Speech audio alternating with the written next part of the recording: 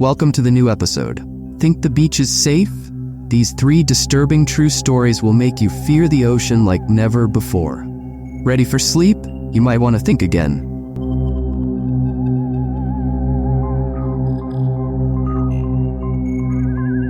What would you do if you saw a ship appear from the fog, drifting silently towards the shore with no sign of life aboard?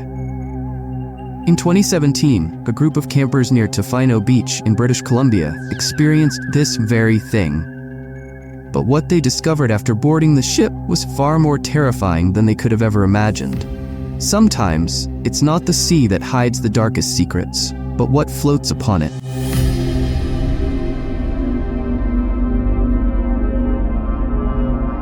An unexpected arrival. In the summer of 2017, a group of 6 friends, Alex, Sarah, Michael, Jess, Danny, and Chloe, decided to go camping near the remote Tofino Beach, located on Vancouver Island's rugged west coast. Known for its stunning ocean views, dense forests, and crystal clear waters, Tofino Beach had become a favorite spot for adventurous campers looking to get away from the bustling city life. The group had been friends since high school and had made it a tradition to take a camping trip together every year. They pitched their tents just a few hundred feet from the shoreline, surrounded by towering trees and the constant sound of waves crashing against the rocks. For the first 2 days, everything was perfect. They spent their time hiking, roasting marshmallows by the fire, and watching the sun set over the horizon. The beach was quiet, with hardly any other people around, giving them the perfect mix of tranquility and solitude. But on the 3rd night, as a thick fog rolled in from the ocean, everything changed. The ship from the fog. It was around 10 p.m., and the group had gathered around the campfire for their usual round of ghost stories. The fog was unusually dense that night, so much so that they could barely see the water a few feet in front of them. But as they laughed and teased each other about who told the scariest story, something strange happened. A ship appeared, drifting silently through the fog. It wasn't a large ship, more like a medium-sized fishing vessel, but it was old, rusted and covered in barnacles like it had been floating in the ocean for years. There were no lights, no sounds of engines, and no movement on board. It seemed to be heading straight for the shore, gliding eerily through the water as though pushed by an invisible force. The group watched in stunned silence as the ship continued to drift closer. Is that a ghost ship? Danny muttered, half joking, but with an edge of nervousness in his voice. It's probably just an abandoned boat, Alex said, though he didn't sound convinced. By the time the ship reached the shallow waters near the beach, it stopped. No anchor dropped, no ropes were tossed, nothing. It simply floated there, as if waiting for something, or someone. The group exchanged uneasy glances. They'd heard stories about ghost ships before, but to see one in person? It was almost too surreal to believe. Against their better judgment, curiosity got the best of them, and they decided to investigate. Boarding the unmanned vessel, armed with flashlights and a bit of liquid courage from the beers they had been drinking, the group made their way toward the shoreline. The ship loomed larger as they approached, its decayed hull towering over them, casting long shadows on the foggy beach. "Are we really doing this?" Sarah asked, her voice shaky. Michael, the most daring of the group, had already started wading into the water. "Come on, it's probably just a derelict fishing boat. Let's check it out." The others reluctantly followed. They climbed aboard the ship using a rusty ladder that dangled over the side. As soon as they set foot on the deck, a cold breeze swept over them, making the hair on the back of their necks stand up. The deck was slick with seawater and covered in algae, and the ship creaked with every step, as if groaning under the weight of something unseen. There was no sign of life, no crew, no cargo, just the hollow, empty hull of a ship that should have been long abandoned. "This is seriously creepy," Chloe whispered. "We should leave." But Michael, ever the explorer, had already found his way to the captain's cabin, the captain's log. Inside the captain's quarters, they found something strange, a leather-bound book resting on the desk, completely untouched by time or the elements. It was the ship's log. Curious, Jess opened it up and began to read aloud. The entries were dated from the 1950s and belonged to a fishing captain named William Dawes. According to the log, the ship had been fishing in the deep waters off the coast when strange things began to happen. The crew reported seeing figures in the water, humanoid shapes that swam beneath the boat, too large and fast to be sharks or dolphins. The last few entries were the most disturbing. They spoke of the crew members going mad, hearing voices calling to them from the depths. One by one, they had either jumped overboard or disappeared in the night. The final entry was a single, chilling line. "They've taken the crew. I am next." Jess closed the logbook, her hands trembling. "We need to leave, now." But before anyone could move, the sound of something heavy scraping along the deck echoed through the ship. The presence on the ship. Panic set in. The group froze, listening as the scraping sound grew louder, like something being dragged across the wood. It seemed to come from below deck, but none of them dared to investigate. Suddenly, the temperature dropped even further, and the fog outside grew so thick that they could barely see the beach. The air felt suffocating, pressing down on them like a weight. Then, without warning, the ship shifted, lurching slightly as if something had climbed aboard. A shadow moved across the deck. It was tall, unnaturally so, with long limbs that seemed to stretch into the fog. It moved slowly, deliberately, like it was searching for something, or someone. The group huddled together, their hearts pounding in their chests. They couldn't see the figure clearly, but they could feel its presence, a cold, malevolent energy that filled the air with dread. "What the hell is that?"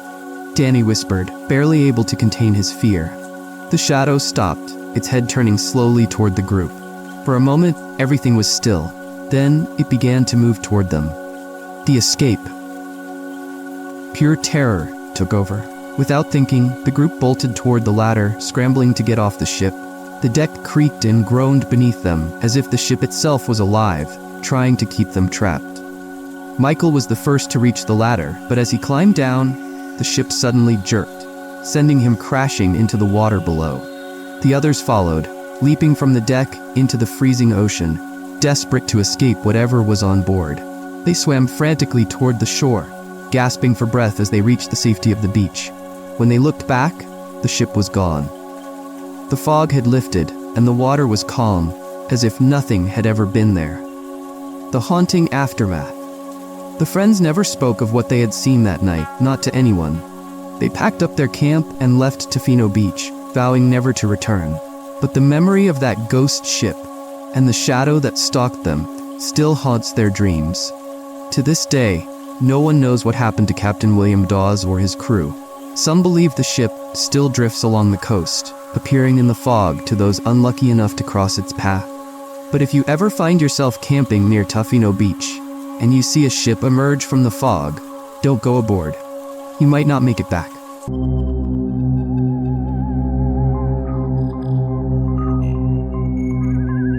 It was supposed to be just another peaceful evening by the beach.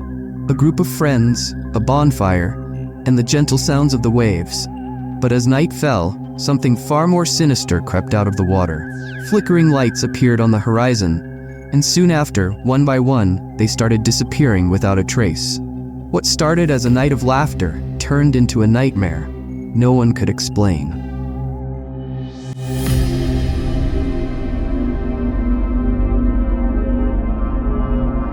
The night that changed everything. It all began during the summer of 2015 on a secluded stretch of beach in Oregon. 5 friends, Jenny, Mark, Leah, Josh, and David, decided to take a weekend getaway before heading off to different colleges. The beach was remote, with only the sound of crashing waves and a star-filled sky stretching endlessly above them. It was the perfect spot to unwind, reconnect, and share some of their last carefree moments together. The group arrived in the late afternoon and quickly set up camp. As the sun sank below the horizon, casting a warm orange glow on the water, they lit a bonfire and settled in. They laughed, reminisced about high school, and told stories, completely unaware of the terror that awaited them. As the night grew darker, Leah, who was always fascinated by the ocean, pointed out something strange. "Do you guys see that? Those lights out there?" The group turned their attention toward the water. Sure enough, there were small flickering lights far out in the ocean, just barely visible. At first, they thought it was a boat, but the lights were stationary, not moving like one would expect. "Maybe it's a fishing boat," David suggested, but something about the lights seemed off. Unnatural even. They didn't blink or move, they simply hovered on the horizon, shimmering faintly. Despite the growing unease, the group tried to brush it off, thinking it might be some kind of coastal phenomenon. After all, none of them were locals, so it could easily be something they weren't familiar with. But as the night progressed, the lights remained, their presence becoming more eerie by the minute. When the first one disappeared, it was well past midnight when things took a turn for the worse. The group had been chatting around the fire when Leah's voice suddenly cut through the conversation. "Guys, the lights, they're disappearing." At first, no one believed her, but as they looked out toward the ocean, it was clear that one of the flickering lights had vanished. Then, without warning, another light went out, followed by another, until only one remained. The group was now on high alert. "What's going on out there?" Josh asked nervously. David, who had been silently staring at the lights, stood up, his face pale. "I don't know, but I don't think it's something we want to find out." Suddenly, the last light blinked out, leaving the ocean in total darkness. The group stared in stunned silence at the spot where the lights had been. But there was nothing. Just the black, empty sea stretching out before them. That's when they heard it. A low, rumbling sound coming from deep within the ocean. It was faint at first, like distant thunder, but it grew louder and more menacing with each passing second. The ground beneath them seemed to vibrate slightly, sending chills up their spines. "What the hell is that?" Mark asked, his voice trembling. No one had an answer. The figures emerging from the sea. Without warning, the rumbling stopped, replaced by a deafening silence that hung heavy in the air. The group exchanged uneasy glances, unsure of what to do next. That's when Leah noticed something else, something far worse than disappearing lights. "Do you see that?" she whispered, pointing toward the water's edge. At first, it was hard to see through the darkness, but as their eyes adjusted, the group saw what she was talking about. Dark figures emerging from the sea, their silhouettes barely visible against the night sky. There were 3 of them, slowly walking up from the water, their movements slow and deliberate, like they were dragging themselves forward. Their features were indistinguishable, but their presence alone was enough to send waves of fear crashing over the group. "Run," Jenny whispered, her voice barely audible, but no one moved. The figures continued to advance, their shapes becoming clearer as they drew closer. They were unnaturally tall, their limbs long and spindly, and their heads hung low as though they were too heavy to lift. But the worst part was their eyes, bright, glowing eyes that cut through the darkness like fire. Panic set in. Without thinking, the group scrambled to their feet and ran in the opposite direction, leaving the bonfire and everything else behind. They didn't know where they were running to, only that they needed to get as far away from those creatures as possible. The haunting aftermath. The friends eventually reached a nearby town, breathless and terrified. They told the local authorities what they had seen, but their story was met with skepticism. No one believed them. There were no reports of strange lights or figures on the beach, and when the police went to investigate, they found no evidence of anything unusual. To this day, none of the friends have an explanation for what they experienced that night. But one thing is certain, they've never returned to that beach. And every so often, when they close their eyes at night, they can still see those glowing eyes watching them from the darkness.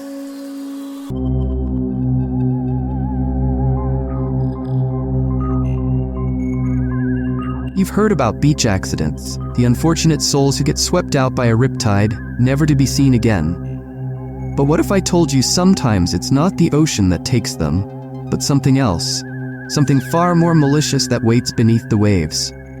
One family's dream vacation turned into a nightmare when their son drowned, only to return days later, changed.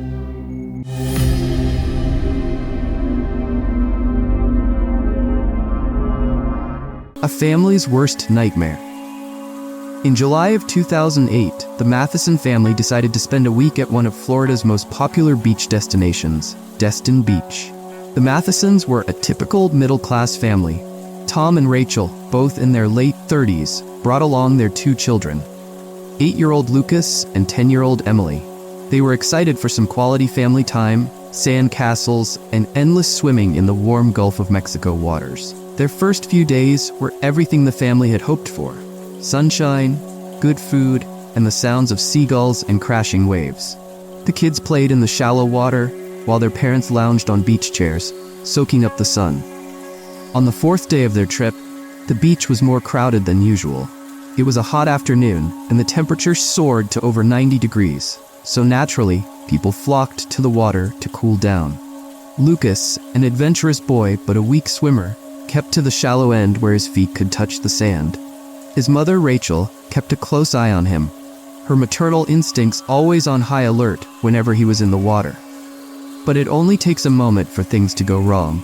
Rachel turned her head for what felt like a split second, long enough to reach for her sunscreen. When she turned back, Lucas was gone. At first, she didn't panic. He was probably just playing in the deeper part of the water.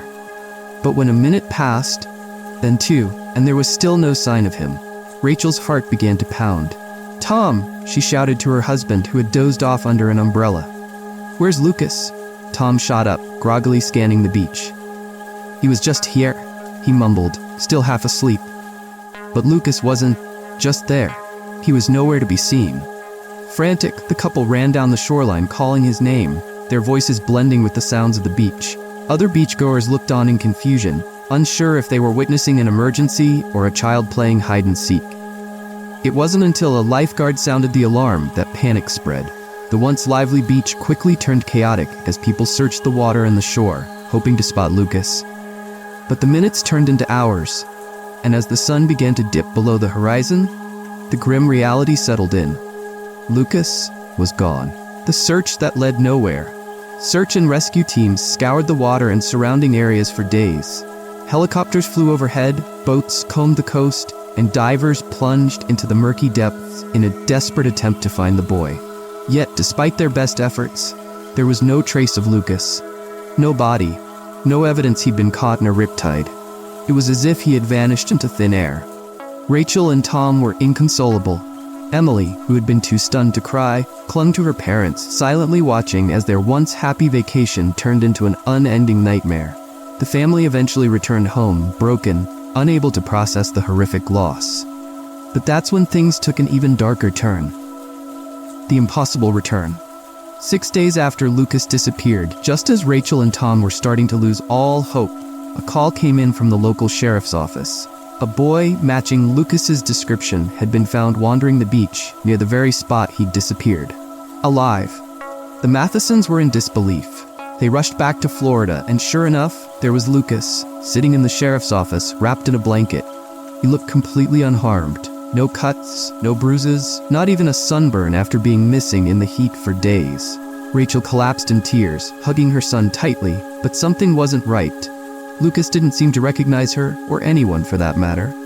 His eyes were vacant, almost glazed over, like he was in a trance. He wasn't crying or talking. He wasn't reacting at all. When asked where he had been, Lucas simply stared at the floor. He hadn't eaten or drank anything since he'd been found, and despite multiple attempts to communicate with him, the boy remained eerily silent. A different child.